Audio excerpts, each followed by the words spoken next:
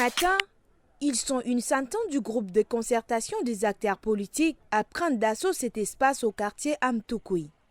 Sur leur banderole, on peut lire ces phrases « Sauvons le référendum, alto référendum », une manière de boycotter le scrutin référendaire prévu pour le 17 décembre. Mais quelques minutes du départ, les policiers interdisent la caravane en tirant des gaz lacrymogènes. Dispersés par la force, les organisateurs de cette caravane avortée dénoncent une campagne référendaire à 2 variantes. Nous sommes arrivés et nous avons fait face à une horde, pas seulement de la police qui est en charge de protéger les citoyens, mais une police qui réprime, une police qui tabasse, une police qui tue, n'est pas une police républicaine. Nous ne boycottons pas, nous empêchons la tenue de ce référendum. Nous avons commencé par 120 jours d'activisme citoyen, nous avons expliqué, nous avons adressé pas mal de lettres pour rappeler à la conscience des jeunes, des femmes, des ménages. La dernière lettre est adressée aux religieux. Et aujourd'hui, c'est le premier acte matériel, une démonstration sur le terrain que nous avons fait à travers la caravane. Mais aujourd'hui, il est là pour nous, c'est l'empêchement. Nous sommes différents de ceux qui appellent pour le boycott. Le boycott, c'est demander aux gens de s'abstenir. Mais nous partons au-delà de l'abstention. Le groupe de concertation des acteurs politiques compte 15 partis politiques. Tous appellent au boycott de l'élection prévue le 17 décembre. Convaincre la population du 2e arrondissement à voter oui au référendum constitutionnel est l'objectif de ce meeting animé de bout en bout par le vice-président de la coalition pour le oui. Et c'est sous cette ambiance que ce dernier a expliqué les raisons de voter pour un État unitaire. Le oui, c'est pour votre avenir à vous. Nous, notre avenir est derrière, on regarde déjà dans le rétroviseur. Mais c'est pour vous, les jeunes, que nous voulons que ce pays soit un et indivisible. Et pour qu'il reste un et indivisible, il faut aller le 17 au matin, très tôt. Voter oui, parce qu'en face, il y a des gens qui veulent diviser le Tchad. Le camp d'en face nous propose ce qu'on appelle le fédéralisme. Si on va dans un débat d'idées, projet contre projet, ils ne seront pas capables de défendre cela.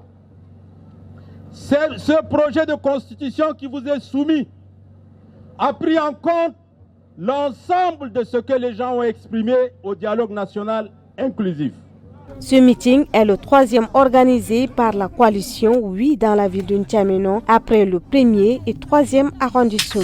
C'est sur ce terrain de football dénommé Commando Bibi, situé au quartier Gelding, dans la ville de Moundou, qui est prévu ce meeting du Parti Le Transformateur.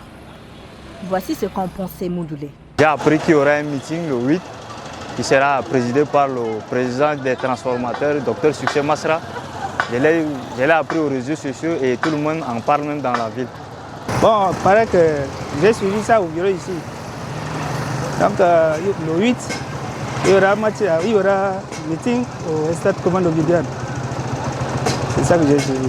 Il y aura le meeting d'ici le vendredi 8 de ce mois qui sera organisé par la Voix du Peuple, autrement appelé Dr Masra Succès, le leadership serviteur. Donc, d'après moi, j'irai aussi assister à ces meetings. Donc, ces meetings est pour la population mondulaise et en même temps ses environnants. Il peut y avoir les transformateurs qui vont aussi participer et pourquoi pas moi. Au bureau départemental de la Koué, la stratégie de mobilisation est déjà peaufinée. Nous allons mobiliser nos camarades à être là présents pour le meeting du 8. Alors nous demandons ceux qui sont avec nous de nous rejoindre le 8 pour réussir cet événement. Et en partant de là, le message serait donné par le président pour la justice et l'égalité. Ce meeting, le 2e, sera organisé dans le cadre de la première partie de la caravane nationale du Parti de Transformateurs, dite de transformation et réconciliation dans la justice, l'égalité et la diversité. Accueil gigantesque aux multiples couleurs, c'est ce qui est réservé au président de coalition Saleh Kebzabo. Au bas de la passerelle se trouve le gouverneur Ibrahim Ibn Omar Mamad Saleh, le chef de mission pour le Logone occidental, Laouké Nkourayo Médard, et plusieurs autres cadres. Une marée humaine à l'aéroport a accompagné la délégation à la résidence. À peine arrivé, le président de la coalition débute sa première rencontre avec les autorités administratives locales, les chefs traditionnels, leaders religieux, leaders des organisations des femmes et des jeunes. Fin connaisseur du fonctionnement de l'appareil administratif, le président de la coalition insiste sur l'amour du pays pour un Tchad refondé dans l'unité. Si nous voulons travailler dans le sens du dialogue, c'est-à-dire aller dans la refondation, cessons de piller notre pays. Cessons de piller notre pays à grande échelle au détriment du développement de notre pays. Cessons de pratiquer le tribalisme, le régionalisme, le confessionnalisme à tous les niveaux. Battons-nous pour que les Tchadiens soient égaux, qu'ils soient égaux en droit et en devoir. Les échanges avec les différentes couches socio-professionnelles rassurent le président de la coalition Saleh Kebzabo que nombre de Tchadiens aiment leur pays uni, décentralisé, et eux-mêmes choisiront les dirigeants des communes et des provinces. Le gouvernement de transition du Burkina Faso a adopté mercredi un projet de loi visant à réviser la Constitution en y intégrant de grandes réformes selon un compte rendu du Conseil des ministres publié le même jour.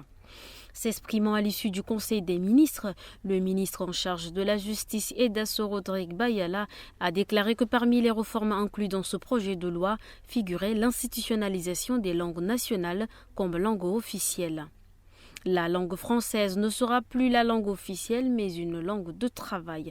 Le projet de loi prévoit également la suspension du médiateur du Faso et du Conseil économique et social CES, dont les attributions et les missions seront confiées à une nouvelle institution dénommée Conseil national de communauté, a-t-il fait savoir. Selon le département d'État des États-Unis, depuis le début des combats, le 15 avril dernier, les forces armées soudanaises et les forces de soutien rapide ont déchaîné une violence effroyable, sémant mort et destruction dans tout le Soudan. Les civils sont les principales victimes de ce conflit inutile. Des détenus ont été maltraités et certains tués dans les sites de détention des forces armées soudanaises et des forces de soutien rapide, ressort le compte rendu du 6 décembre du dit département. D'abord, le département d'État des États-Unis informe que dans tout le Soudan, les forces de soutien rapide et les milices alliées terrorisent les femmes et les jeunes filles par le recours à la violence sexuelle, les attaquant chez elles, les enlevant dans la rue ou s'en prenant à celles qui tentaient de fuir pour se réfugier de l'autre côté de la frontière. Arrivé le 4 décembre 2023 à Doba, chef-lieu de la province du Logone oriental, pour la campagne de la coalition pour le oui au scrutin référendaire prochain, le Premier ministre de transition Saleh Kebzabo a fustigé les enseignants qui refusent de reprendre les activités pédagogiques. Les propos du Premier ministre ont irrité les enseignants de la dite province qui ont tenu une assemblée générale ce 6 décembre à l'école du centre de Doba.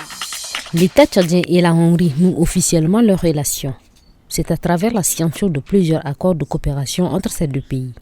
Ces accords se situent entre plusieurs axes principaux, notamment la santé, l'agriculture, les nouvelles technologies de développement. Nous venons de signer une série de protocoles d'accord.